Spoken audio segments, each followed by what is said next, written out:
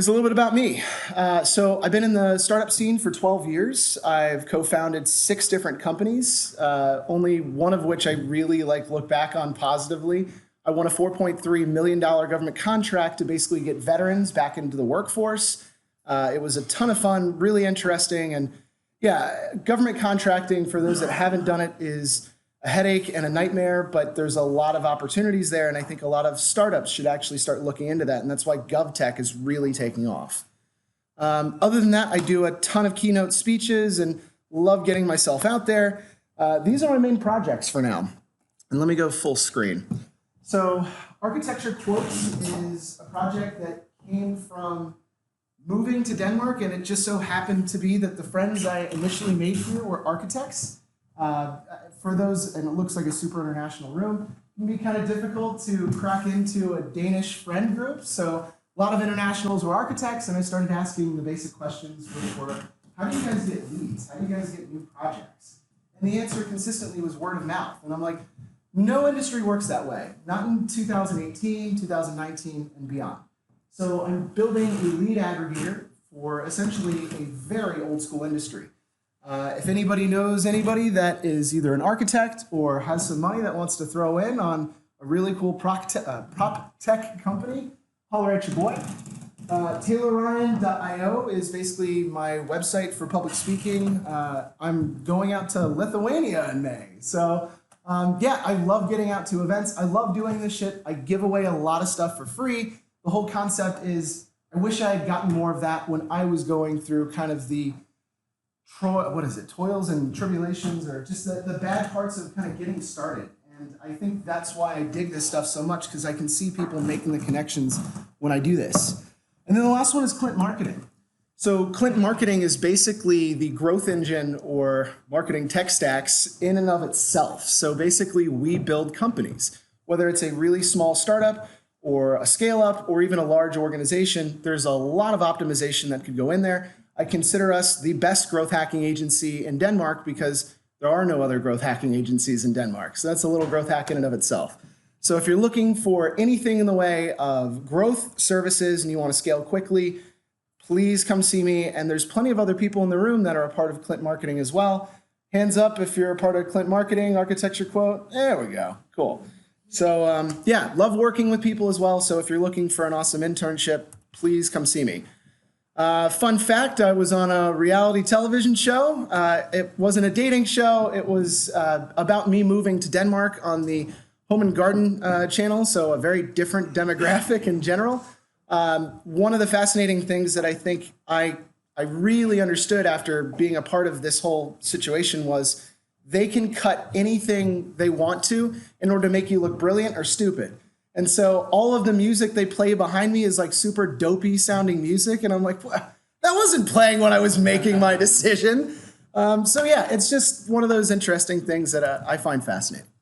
So my goal for today is provide value. I'm going to move lightning fast throughout all this stuff. So if you want the slides, connect with me and message me on LinkedIn. I accept connections from everybody. The only caveat is I won't be giving slides to anybody that is technically a competitor of Architecture Quote or Clint Marketing. So if you work in an agency, I'm really sorry, but I can't hook you up because we're fucking fighting against each other for contracts. That being said, feel free to raise your hand and ask questions throughout. Just don't be that guy. That guy is basically the guy that's every 2 seconds doing this. I'll point you out and be like, stop being that guy. Why are we here? I always want to get a good feel for the room. So how many people in this room are in startups? Most of the room. Cool. How many people are marketers by title? Like they're something in the way of a marketer. How many people are not marketers then? Awesome. Okay, cool. All right, good. It's a really nice mix. To break down what I define as growth hacking, I tend to use the same metaphor, and maybe I'll mix it up one day. I define growth hacking as doing the work. The reason that I've gotten pretty good at what I do, and Jonathan as well, is because we've gotten our hands dirty and we've tried 1,000 different things. You don't get to see all the things that didn't work. We obviously want to point out the stuff that does. So I always use the metaphor of, let's say your car breaks down and you have to bring it to the shop. And there's 2 mechanics on duty. The first mechanic has read every book about fixing cars for the last 5 years, but has never actually fixed an automobile. The other mechanic has dirt underneath their fingernails and has fixed every component within your vehicle. I want the second guy to fix my car because he's done the work. The reality is we have to be practitioners. We have to execute on this stuff, and it's so important for everybody to get a feel for what tools work by doing the actual work. One of the hardest parts that I often hear from people that are really early on, maybe even still in school, is this all seems like a crazy amount of information. How do I even begin? How do I catch up? And the reality is you have to just understand one element to start applying it to all the other elements. If you understand how to write good content, you can start working within the space of, that's going to be fun. You can start working within the space of SEO. So getting more technical with your writing. Once you understand SEO, you can start applying some of that to SEM and so on. The concept is quite simple. Everything really boils down to systems. If you understand one system really well, it applies to all the others. So get good at one area and you'd be surprised how far it goes. So I like to give a nice overview of kind of where things are going and what stuff looks like. I love this stock image because it's like the most stoned chef ever looking at cake. I used this over at Tech Festival when I was talking about AI within marketing. So in 2011, somebody built a nice little infographic that shows kind of the different tools that were available and the different areas of marketing that you could apply tools. And again, I'm going to go through a lot of tools, but follow me as I kind of show you what this looks like. In 2014, there were obviously considerably more MarTech or marketing tech tools. This is what it looks like in 2019. And I'm expecting the 2020 to be even bigger. The reality is everything is turning into schisms or breakoffs into new and interesting tools. There's over 7,040 tools at your disposal. So the reality is it's like being a really great chef. You're watching a master chef on TV and they cook up something that looks amazing. We all have the same ingredients in our refrigerators, in our cabinets, but the reality is maybe we just haven't taken the time to mix different things together and try stuff out. Instead of using flour, use gluten-free flour. Instead of sugar, it's stevia.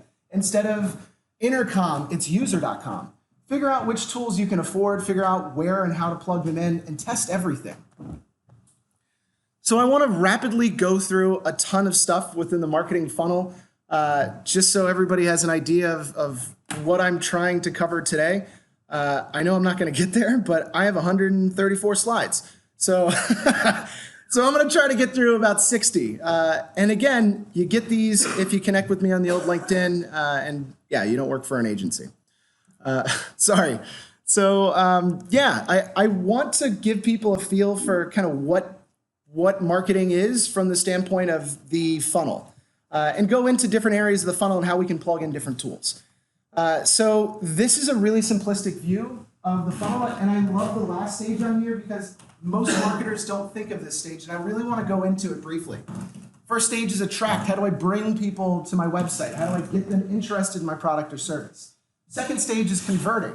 How do I take you, the visitor, the anonymous person that's interested maybe in a piece of content, and tricking them into giving their personal details away so that I might be able to later get them to slap down a credit card and say, yes, I will pay you for your product or service.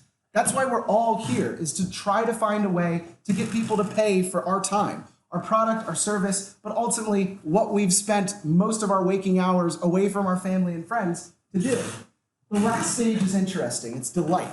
And I love talking about this because nobody does it well, and it's because we get busy with the day-to-day. So I'm sure this is similar to you guys, but I used to be a customer of AT&T. I was a customer of theirs for going on 8 years. How many people have been with the same cell phone provider for more than 10 years? Okay, 5 years-ish, yeah? So it's the most infuriating thing because right around Christmas time, you see these amazing deals that come out where it's like a third of what you're paying for the rest of the contract. If you start a new contract now, it's like, yeah, but I've been with you guys for more than 10 years. What about me? I'm one of your best customers. I've never missed a bill. It's like, fuck you, we already got your money. That's kind of weird. So the reality is, if you have customers that are really important to you, and maybe there's only 10, but they give you the lion's share of your income, then holy shit, we should be doing nice things for people. So how hard is it to handwrite a note and send it? Not hard, but there's also services that allow you to send the text to somebody Somebody else, obviously in a low wage place, is writing it with nice penmanship, hopefully, and sending it off for you. So you don't have to actually write anything, but it's like, oh my God, that's so thoughtful. When I used to go to, and this is old school, when I used to go to job interviews, I would always send in the mail, snail mail, right, old school, a thank you note that was handwritten. And people would put it up in their cubicle because nobody sends them anything anymore.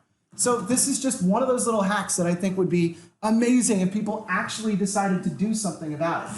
You close a major deal, a contract, a bottle of champagne goes a long way. Loyalty programs, giving somebody a discount just because. You cut out 20% of my bill for this month. Why? Because I want to keep your business, because you're keeping me in business. Thanks. You'd be surprised how far that goes, and making sure that they're aware of it is huge. The reason that this all matters is because the number one reason that people leave these big, great opportunities that they've been paying into for years is because they believe nobody gives a shit anymore. I'm just a number on a spreadsheet. I don't matter. So I'm going to find somebody that thinks that I matter, and they're going to earn my business, and I'll leave you. This is called churn, and this is one of the worst things that can happen within any business model, especially SaaS, software as a service. So there's a lot of different ways to imagine the funnel. This is the paid funnel. You're looking at LinkedIn, Facebook, and Twitter. They all have boosting and retargeting campaigns. You have retargeting and remarketing campaigns within Google Ads, within YouTube, and then you also have remarketing campaigns all throughout every stage of the process. And if you're not actually hitting people either using the Facebook tracking pixel or using something in the way of Google's remarketing campaigns, you might be missing a lot of opportunities. And the reality is, we've all seen this in e-commerce, but a lot of SaaS companies are missing pretty much everything. This is what content looks like in a funnel.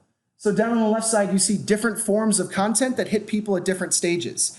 One of the hardest things that I come into when I've worked with a lot of Danish companies is that they don't understand the top of the funnel needs to be almost for everybody. What's one piece of information or one guide or one really long listicle, which is a list as an article, that gets people excited or gets people going? Some of my favorite stuff whenever I go into a new industry is the best podcast in blank. You better believe that's on Architecture Quote, and that's in every company I've worked for in Denmark. It's a threefold system. I get them onto my blog finding new podcasts, which is great. I reach out to all the podcasts and say, hey, I mentioned you on my blog. Need a guest? I'd love to promote myself. Great. And then the last little bit is that a lot of these podcasters are like, hey, why don't you check out these guys? I have them on my podcast. It's a multifold system, and it continues to work. So if you're in a unique industry and you haven't built a blog that is about the best podcasts in your industry, you're missing everything. It's an easy win across the board. This is another look at the marketing funnel. What I like about this is more of the conversion aspect on the bottom there. I'm not going to go deep into that one. This is how HubSpot imagines their marketing funnel.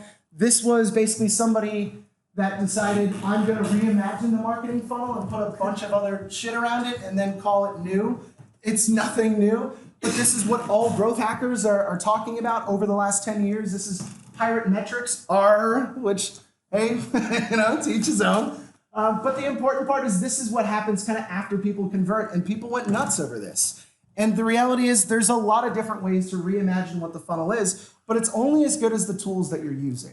And I want to go into some of the different tools that allow this to work and how we can go about kind of manufacturing this growth internally by using the right tools. And yeah, another look at another R, pirate metrics. All right, so I want to go into kind of the attraction stage. This is the very top of the funnel, and this is the stuff that I think everybody has the most difficult time with. The reality is there's so much that we can do, and the most important thing, especially if we're early on, I saw a lot of hands go up for startups, is driving traffic. We have to get people to our website to potentially convert them. I love that GIF from Happy Gilmore. It's a happy place. So yeah, guides, articles, white papers, podcasts, checklists, videos, all of this stuff brings users to your site. One of the things that I've been getting crazy into is TikTok. I know it's for fucking kids. I get that. The reality is people are actually starting to use this platform in a really profound way. It's enough time, that 1 minute max, to give something to people that they're regularly coming back for. A lot of the best drop shippers / growth hackers that I've seen are on TikTok. And so I've been developing a ton of content for it. I think we shot, 30 videos the other day? So yeah, it's coming. And I think it's great to try these different things out. I genuinely believe that not enough people are creating video. And honestly, so long as it's quick and it kind of hits all the right channels, you're going to find success eventually. Some of the stuff that I've always battled with in terms of leadership at the companies I worked for was using GIFs or something in the way of pop culture imagery to explain something. The reality is I wrote an article about corporate innovation and included Elon Musk smoking a blunt. Now, it was in context, but my CEO pulled me off to the side and said, do you really think this is appropriate? And my answer was, fuck yeah, it is. Right? The reality is people are people. They want to be entertained. They want to be engaged. I want to find interesting ways to make people think. And the reality is nobody's reading your mile-long paragraphs. If you look at the way that SEO is reacting to a lot of these mile-long paragraphs, you would never keep 5 lines in a row ever again. We all skim everything. When we see paragraphs, what we do is read the first half of the first sentence and the last half of the last sentence. And if we decide that either of those are interesting, we'll read the middle. Otherwise, we don't read this shit. So the reality is we have to break things up. And we have to add something to keep it interesting because we're all ADHD like some shit. It's just how we are. And we're manufactured that way. One of my favorite ways to explain what good content looks like is Jonah Berger's Steps to Virality. I think if we were to look at this top of funnel content in Jonah Berger's kind of mindset, we could start crafting some really amazing stuff. So I'm going to break it down. Social currency. So an example of social currency is I fucking love science or This Week in Science. They basically put out stuff because it hits our internal, inadequacy or inferiority complex, which is we want people to think that we are smart or we look cool.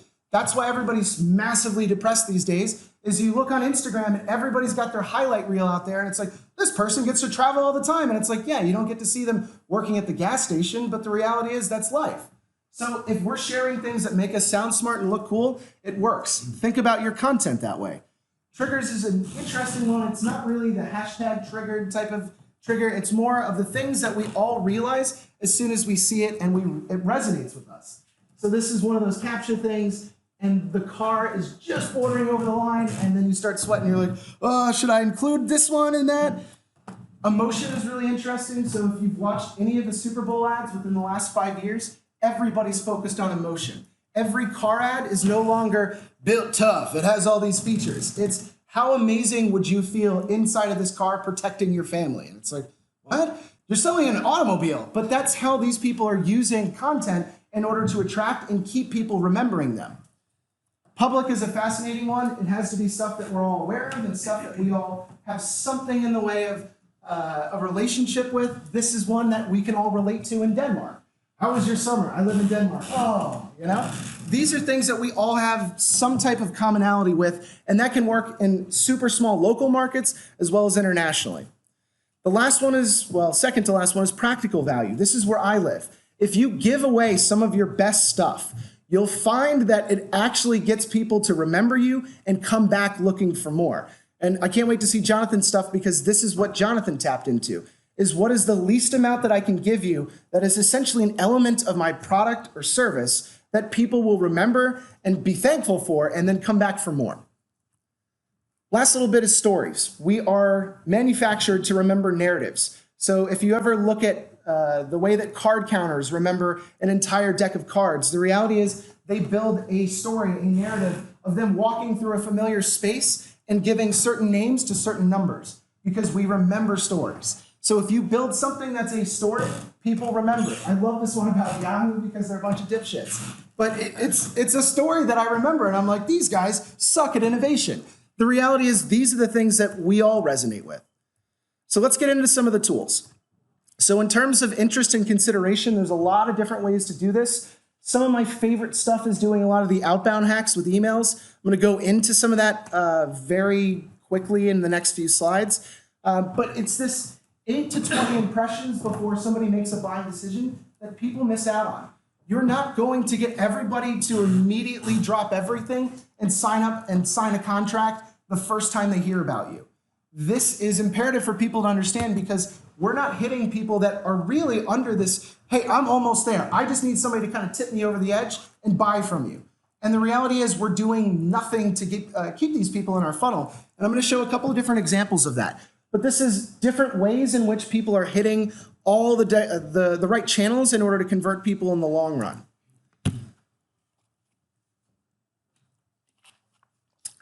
So paid is one of my favorite areas because I think there's so many unique ways to continue to work. I have a feeling that SEO in the future will start to resemble a lot of the different paid channels.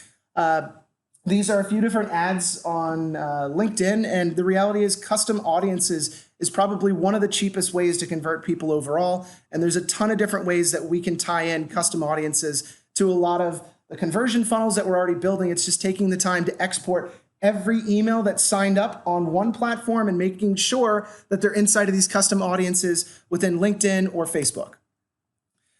So consideration, ideal customer profiles is one of the hardest things that I constantly battle with. So one of the last companies I was at, Valuer.ai, the people that signed the contracts were CEOs. So the reality was we thought we needed to target all the CEOs within all the Fortune 500 companies of Europe and the Americas. The problem was CEOs were too busy. They didn't read the emails. They didn't look at any of the ads that we were actually trying to target them for. But here's who actually does. It's middle management. It's somebody that's somewhere in the middle of the organization that passes it up and then passes it up and passes it up again. Who are the people that are going to be your cheerleaders inside of the organization and go, you got to look at these guys. This is an amazing product or service. Check out their guide I just downloaded on LinkedIn or off of their website. That's the stuff that works. Or, hey, this really cool template that I downloaded from 24 Slides saved us at the last minute. What do those guys do? Hey, can you tie me in with those guys? I guarantee you it wasn't the CEO that found them first. And so we need to think about the way that we set up our target audiences and test, because I think ultimately this is where the surprises and also the best learning curve stuff comes out of. So here's how I always build out all of my campaigns within paid channels. I break down different areas of what I think would be the reason that somebody would buy. So the top one is a vertical or industry related. I use a lot of that Jonah Berger stuff to relate to people that are in that industry. What is something that they all deal with on a regular basis that might be humorous, might just be part of the reality of the job, who knows? This is one of the best ways to actually get people to convert, is stipulate what their biggest problem is and the benefit that you have within your product or service that actually makes their lives better. Whenever I sell with a SaaS solution, it is, how do I reduce headaches? How do I save money? How do I reduce time? And pain points is always going to be an area that we have to play in. Competitors are interesting. I think a lot of the Danes clutch their pearls when they're like, you can't talk shit about your competitors. It's like, it's not talking shit, it's just being honest. They're not as good as you. So build an ad about that and see what happens. And I think you'd be surprised that stuff actually works. A lot of buyer guides do really well. We've been breaking down a lot of, I think it's 100 of the fastest growing SaaS startups via this Lotco list. And it's fascinating to see some of the best content that's come out are buyer guides. How do I buy blank product or blank service? And they list their competitors, but of course, they're putting a spotlight on themselves saying why they're better than everybody else. And building an ad that way with certain types of messaging and testing it, holy shit, you got something. Last little bit is technology-based, and I think if you have something that's proprietary, unique, a service that you can't find anywhere else, shout it from the rooftops, but explain what the benefits are and what they get out of using your product or service, not necessarily just the features. So this is an interesting one because I honestly, I don't know if you're going into the webinar thing. Are you going to? No. Okay, cool. So I've seen a couple of recent guides that are really fascinating, and Jonathan had kind of brought this up the other day.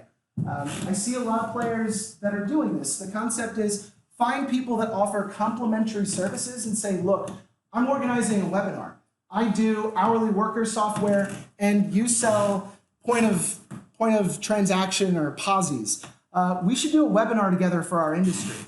You share this to all of your potential customers and everybody in your emailing list. I'll do the same, and we'll see what happens. What ends up working out is you get a lot of crossbreeding of people that are like, I already have something that supplements what they're selling, but these guys I haven't seen before. Let me do that. There's no problem with giving away a big portion of your email list to a non-competitor, or at least doing the outbound to say, hey, we're sharing time right now. This is one of the fastest ways that a lot of companies are utilizing webinars to scale. And by the way, 23 right down the road, they give 30 days for free to do a webinar, which means you can do your first one without any fee. And it's $200 a month, but if your product or service is bringing in more than $200 a month, then it's worth it.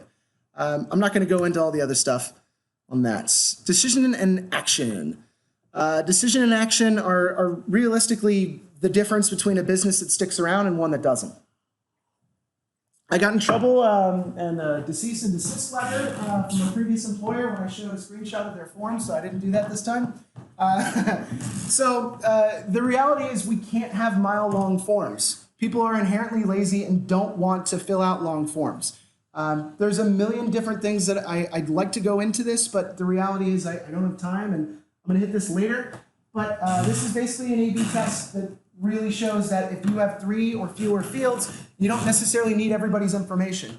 There are amazing statistics out there that show there's an 80% abandonment rate for SaaS platforms that ask for your credit card up front before a trial even starts. Stop doing that if you do that within your business model. It's crazy.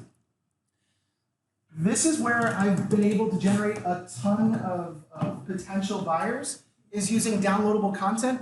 Every one of my best articles has become a piece of downloadable content because I've already written the thing. So why not just ask people if they want to download the same thing? They could literally click one click away and find. This actually works really well. It grows lists. And there's an example of that that's going to come up when Jonathan kind of goes through his stuff, which is downloadable stuff. You get your email into my form, and you get whatever I'm offering as part of my service for free. So all of these are broken down into a bunch of different tools. So lead ads, I think, are my favorites. I've done a fair amount of SEM consulting over, the span of, I'm getting old, 6 or 7 years. And I've always found that lead ads convert the best. Everybody has their own feeling and perspective on that. The reason I believe that lead ads convert the best on Facebook and LinkedIn is because most people have really bad landing pages. And it takes too long for them to load. And the reality is, if your load time on mobile is 13 seconds, I'm gone. I'm out. So these are actually working pretty well for me. In terms of converting on top of video, I think this is a fantastic thing that nobody's really spending at scale time doing.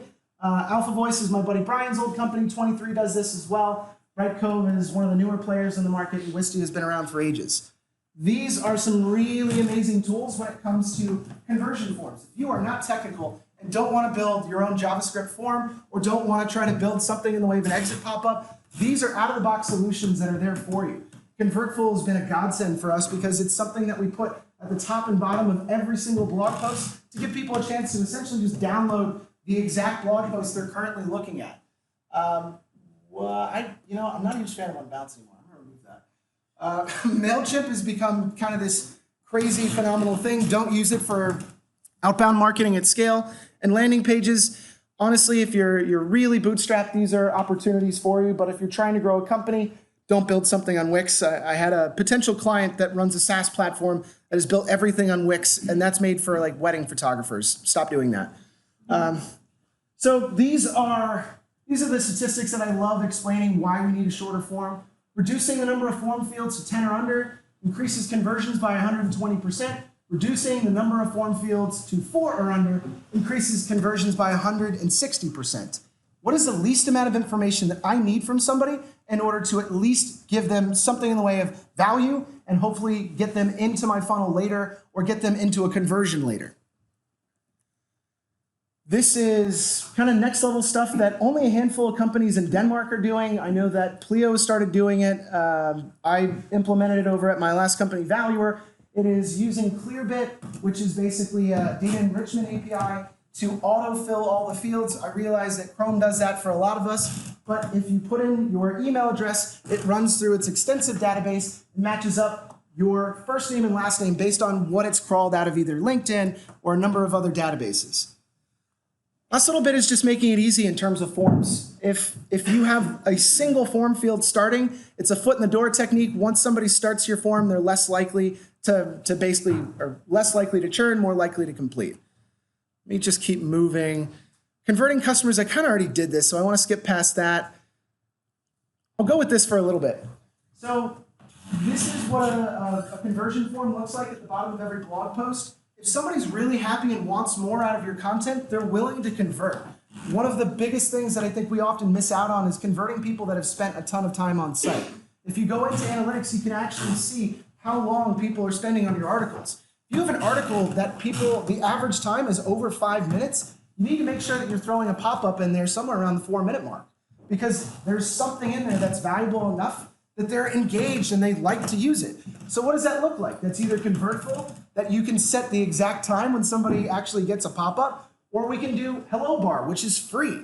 Hello Bar has a lot of these super obnoxious exit pop-ups.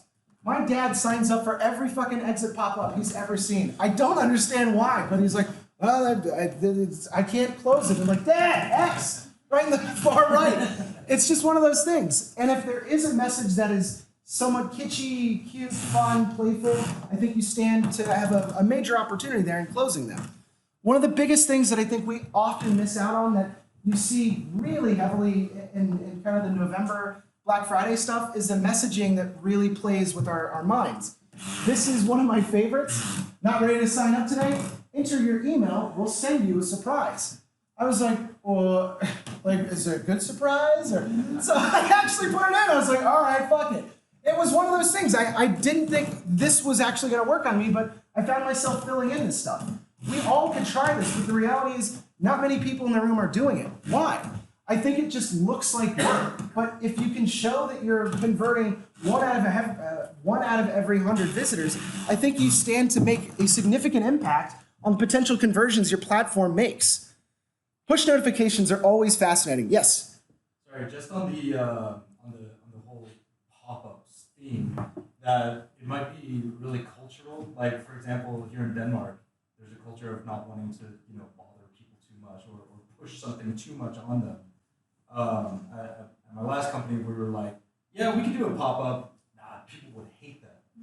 And then, then we didn't go for it simply because it was in our minds that the culture of the people we were talking to.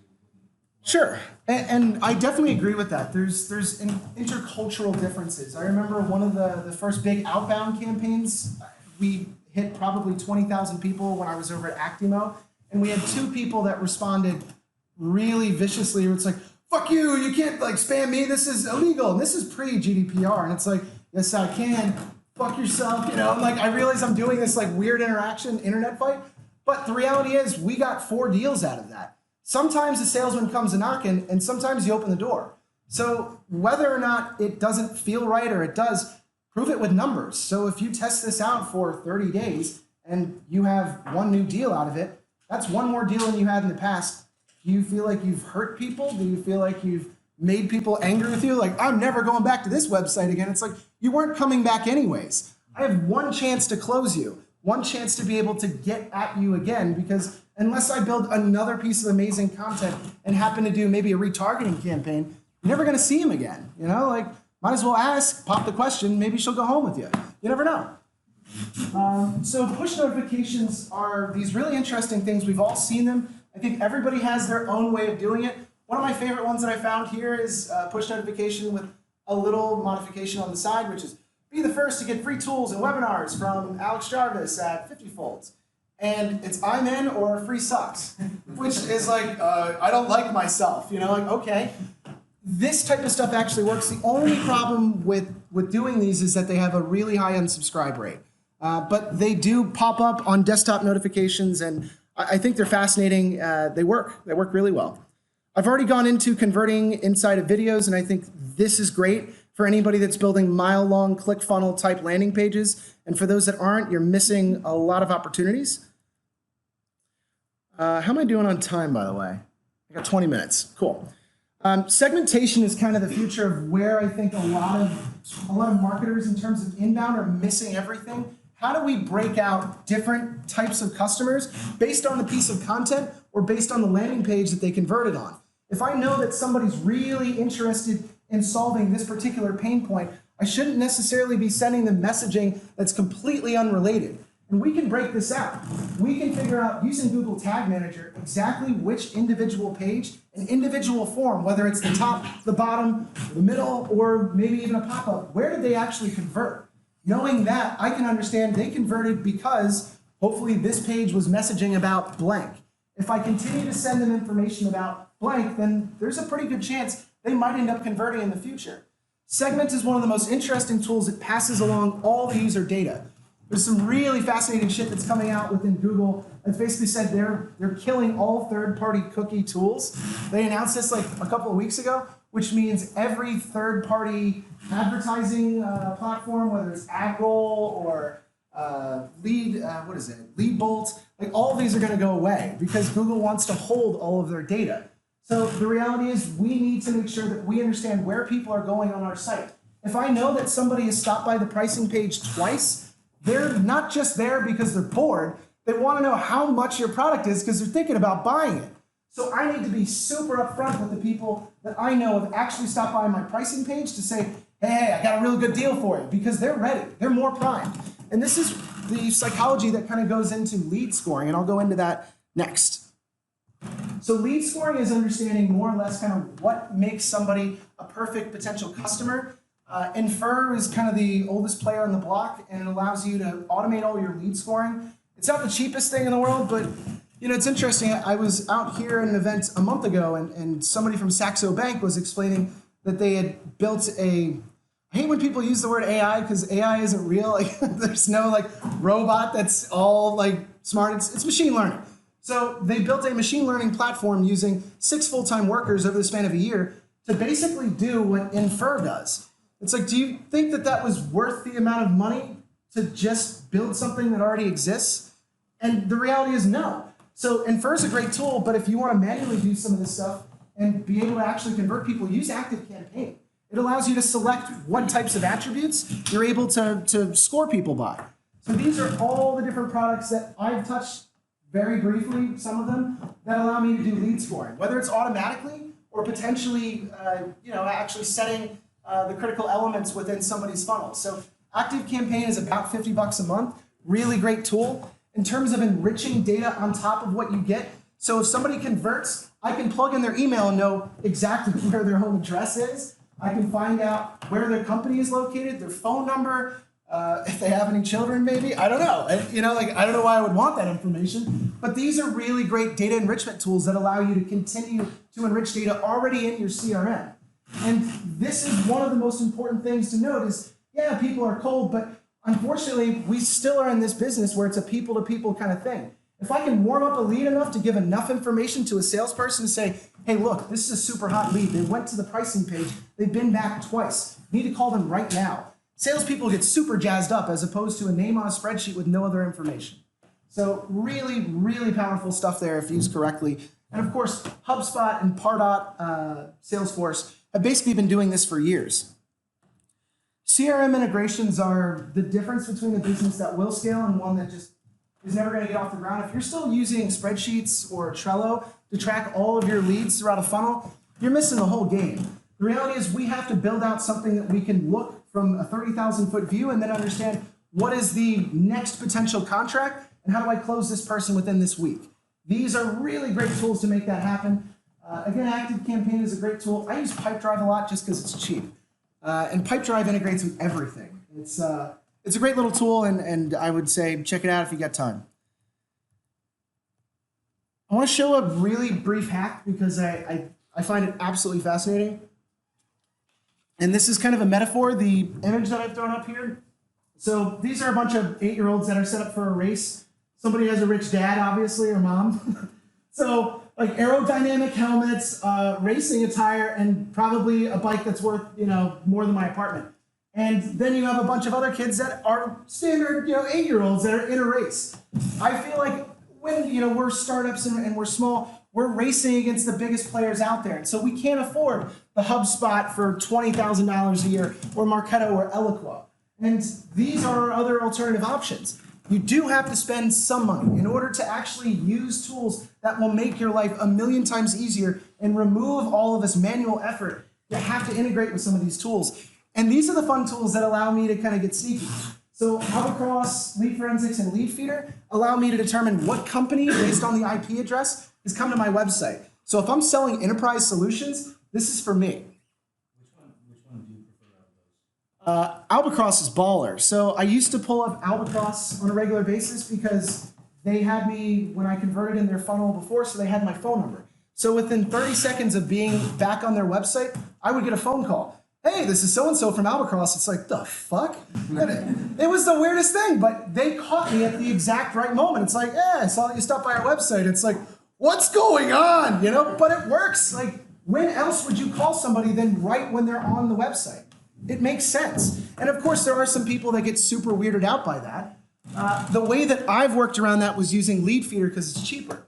So Lead Feeder does the same thing and identifies the company address based off of the IP, and then based off of knowing that a company exists there, I can find a contact name and then email them immediately. And so one of the fascinating things that I used to do over at Valuer and a few other companies was send out emails automatically and then also try to get my sales team to call. And the call would go something like this. Hey, we have this internal tracking software. It's only for our clients. It's a really weird thing happened. Were you recently on our website? It's this crazy thing. You guys just came up. We should talk about it. Were you guys interested in our platform? And then you're in a more natural conversation like, there's a bug in the IT department. But hey, well, I got you. Like, let's do something. You got a credit card on you? Well, I'll get you signed up right now. These things work, and the reality is there's a lot of cool things that you can do. If you're mixing in Zapier with Lead Feeder, Albatross already does this on its own. Lead Forensics is right around the corner with kind of the same type of integrations. The reality is you could actually integrate with one of the outbound tools below and automatically send out these emails without any problem whatsoever to be able to make sure that everybody that comes to your website that you've identified via IP address is getting something in the way of an email saying, come back, I saw that you were here. We should talk. And if you want to get even more like crazy on it, I'm going to go past the GDPR. This is GDPR compliant, by the way. You want to get more crazy on it, there's great little tools like Just Call that would allow you to identify the phone number. And using Zapier, you could have a call center that's basically primed and ready and calling every visitor within the first 30 seconds of being on the website. This works without them ever having to fill in a form. Kind of weird, but depends on your morals, and if they're as flexible as mine, then play ball. Cool. So I'll skip past some of this stuff. Pricing psychology is just my jam. I graduated with a degree in psychology. I never thought I'd be working in marketing, and I'm actually really thankful that I did a lot of the stuff in psychology because it plays everywhere within UX and honestly growth hacking. So this is one of the only tools that I've ever found that charges for a trial. This is Ahrefs. I use Ahrefs probably 10 times a day. The reason that they can charge for a trial is because the tool's that good. If you have a tool that's that good, I probably should have heard of you, but the reality is you can do crazy stuff like this. But here's one of my favorite slides that I often show potential clients, and I honestly wish I had when I was at some of the Saas startups that I was a part of. So this is 9 different companies. They're all Saas, software as a service, business to business. But these are the conversions that happen over a total of over 170 days. So each dot is basically a conversion. You can see where people are converting off of the 7-day trial. You can see the 30-day trial. You can see after somewhere in the round of 60 days, but this is kind of where most trials end, is like 30, 14 days, 7 days, and sometimes even shorter than that. Here's the crux of everything. Regardless of the model, 80% of SaaS customers convert by an average of 40 days. If you're not continuing to pepper in, hey, we haven't heard from you. I know that your trial ended, but we should talk again. If you're not continuing to keep these people in the loop, you're missing everything. You're leaving all the money on the table, not just some. And the reality is people get worried that they're pestering people. Fuck that. You're never going to meet these people. Send them enough things until they beg you to stop. And I mean, why is that weird? I don't know why that's weird. People are like, oh my goodness. It's just what is. One of my favorite things that I did over at Genie Belt was doing the takeaway. When you remove an element of you had something for free and now it's not yours anymore, people get a little uppity. So what I did was send them an email after 60 days saying, you're being removed from our platform and deleted from our service. People are like, whoa, whoa, whoa, hold on. I'm still thinking about this. Like, dude, you haven't been in since the 3rd day. Like, why do you care? But we had this huge influx of people responding going, don't delete me, I was thinking about it. It's like, it's 60 days later, you weren't thinking about shit. But those were the people that actually converted after 60 days. How many of us are missing that chance and not sending people down this funnel of 60 days, 90 days, 170 days. Some people convert way down the road because he caught them at the wrong time. They got problems at home. The car didn't start the one morning they were supposed to do the demo. And then he hit them 4 months later and they're like, oh yeah, no, I totally know you guys and let's do it. Anybody that's done sales in here knows that sometimes contracts just come out of the blue. And this is the difference between staying in business and not. I'm not going to go into the remainder of that.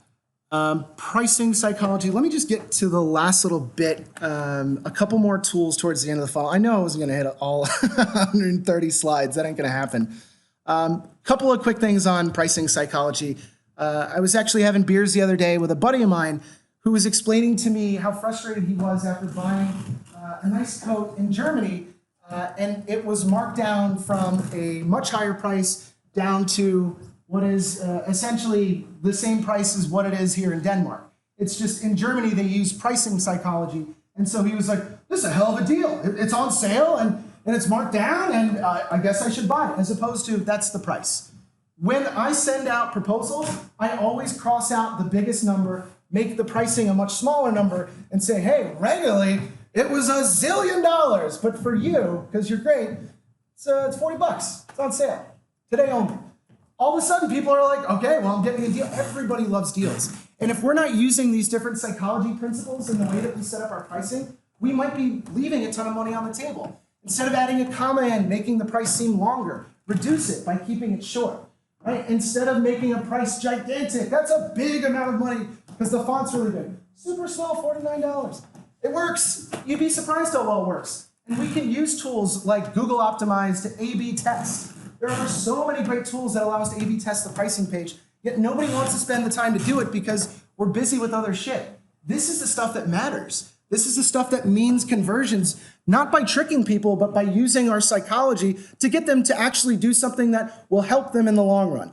Now, if you're selling them a bad product or service, that's on you. But I genuinely believe with most of the companies, half of the companies I've worked for, that I am delivering a good product or service, and I just need them to understand that it is beneficial to them. And so if I can change some of the structure to get more conversions, then why not? Last little bit is super interesting, and I just want to cover it real quick. I got 7 minutes. So mapping the user journey is a lot like being one of those, movie detectives that's trying to find the serial killer, and understanding the different ways in which people are entering your website, going into the platform, and then bailing. How do I cut those off? How do I find better ways to keep people shorter amounts of clicks, shorter amounts of information in order to continue to get them to click in and convert? These are really great tools for imagining your funnel. If I try to do a funnel exercise by email and going over it with people, I lose them every time. But if I use something like Funnelytics or Glyphy to draw out the funnel, first step, enter the website. Second step, fill out the form. Third step, introduction email. Fourth step, the demo email, and then so on. If I'm building that out visually, holy shit, I can actually start saying, there's way too many steps in here. I didn't need to ask them for this immediately. And by the way, why are we asking them to do something that's totally irrelevant once they get inside the product? These tools allow us to visualize, and we are inherently visual people. This is what Valuer's funnel looks like. Right? That is way too many steps. And this was a problem. And this is something that I think if we visualized our funnel together, we could spend hours doing this, but there's no reason that I need this many steps in order to get somebody to go, yes, I want your product or service. And if you take half an hour to build this out, I think a lot of the learnings that come from this will be something that you really can't duplicate across any efforts. These are fun. So I keep going back and forth, and this is one of the things that I think everybody misses, which is how do I engage with inbound people? The industry leader for a long time was Intercom. These asshats, they have doubled their price. I don't know if you've seen any of the stuff in groups, but people are outraged because they were expensive to begin with. $300, $400 for a mailing list of like 5,000 users inside. It's doubled. And the thing is, they're raking in the money because people are like, I can't afford to use something else. I can't afford to migrate off of this platform. But user.com is relatively inexpensive compared to them. Customer.io has been around for ages and they're not wildly expensive either. But people get used to a service. I think Drift is one of the more fascinating ones that's come onto the scene and is really quite amazing. So when somebody converts, I want to make sure that I'm giving them a great experience. I want to make sure that I'm continuing to hit them throughout that 170 days of their trial. I want to make sure that I'm separating them out by different segments. So the person that converted on this page is getting completely unique content that's tailored and personalized to them versus just, hey, here's the general 3 emails and fuck them if they leave. That's crazy. And we should be spending time on this because people have already converted. We spend so much time on content, but the reality is the people that are like, yeah, take my money, come on, I'm right here. We're not even focused on them. And these are the tools that everybody should be using, but nobody is because, I don't know, it's not the sexy part of marketing. I don't fully understand it. Some of the really nice tools that I've been using for ages, Streak, you use Streak as well, right? Yeah, so Streak is a great little tool that allows you to see if somebody's viewed your email. Really quite simple. So I know that if somebody has forwarded my email over to a different department and it has 30 views, I'm like, oh, okay, so somebody's actually kind of serious about talking with me. Or if I've sent my proposal over to somebody and they're not responding, it's like, I know you fucking read it. Like, what's up, man? Like, what's going on? I know that you read my email. So it's a great little extension on Chrome. It works with Gmail. Really nice tool, and it's free. Calendly is a great way to remove kind of the back and forth of, hey, can we talk on Tuesday or whatever. My goal is to make sure that for sales folks, I've removed all the manual processes up until 5 minutes before they're supposed to give a demo or hard sell the shit out of the next customer. There's no reason that salespeople need to go back and forth and, hey, what are you doing on Tuesday? This should be automated using automatic tools like Calendly that allow people to integrate with their own calendars. Last little stuff that I'll get into is Lemlist. So one of the clients I've been working with is battling through Lemlist, and I really think it's one of the better tools that's come out as of recent. It's only about a couple years old. They're adding merge fields over top of images, so trying something like this is actually quite useful. So people see this, they're like, oh my God, that's like so creative. You put my name over like a message with you, and they're like, yeah, I totally want to grab coffee. It's like, no, dude, it's a merge field. Like it's you and everybody else that's on my mailing list. But people love the element of personalization because nobody's doing it. Whenever I put an email with what looks like a play button, people are like, well, that's clever. They put a video in their email. You can't do that. It's not possible. So this is a picture that links to either my landing page, which closes them, or my YouTube video. And it works. It works really well. These get more clicks than anything else within my email. Be clever. God, so like this is a picture that I get probably once every 3 months, and it's the same template that every salesperson stumbles into, which is basically, hey, I haven't heard from you in a while. Maybe it's because 1, you're not interested in my product or service and would like to unsubscribe. 2, you've been busy but are interested and want to talk. Or 3, you're being chased by a hippo and you want me to call for help. It was cool and kind of kitschy the first time I saw it, and then like after the 10th time, I'm like, seriously, you couldn't find one more creative thing? Like it's I don't know, it's lazy. One of the more fascinating things that we've seen doing a ton of outbound. So I firmly believe that because GDPR has scared a lot of people away, nobody wants to send emails to anybody anymore in terms of like purely untouched. And this is GDPR compliant so long as you say where you're from, list the company, give them an unsubscribe. But I put tons of links inside of the signature. The reason for that is people click signatures. They click all the links and signatures. So most of the clicks that I get are not because they're checking out the article. They're like, who is this guy? Who is this guy that's checking me out? So okay, cool, connect with me on LinkedIn. Check out my company. That's fine. And by the way, if they come to my website, I have them in my Facebook tracking pixel and LinkedIn tracking pixel. So now they're gonna get shit from me no matter what happens. One of the more clever ones that I absolutely love is this one. Add this to the end of every link for your YouTube channel, !sub _ confirmation equals 1. This basically prompts the user to automatically subscribe as soon as they go to your YouTube channel. Which, it's like, gotcha, bitch. You know, you didn't know you were subscribed, but you are now. It works really well. And it's one of those things, if you're trying to grow a lot of folks that follow you on YouTube, that's a great way to do it. These are a lot of free tools and freemium tools for building some really awesome signatures and that type of thing. I think I'm running out of time, and I want to make sure that Jonathan gets a chance, and I'm able to take questions as well.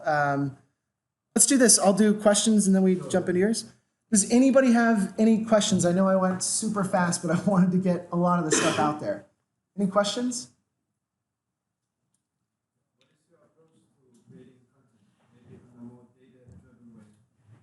my approach to creating content. Well, there's multiple. Yeah, I guess they hated the question. Like fuck that. So I have multiple. My favorite is using Backlinko's skyscraper technique. So I find the best piece of content that all of my competitors have created, and then try to make a better version of it. So the 20 best tools for, I don't know, email signatures. I write 25 growth hacking tools that will change your life for email signatures. I'd have to shorten it, but yeah.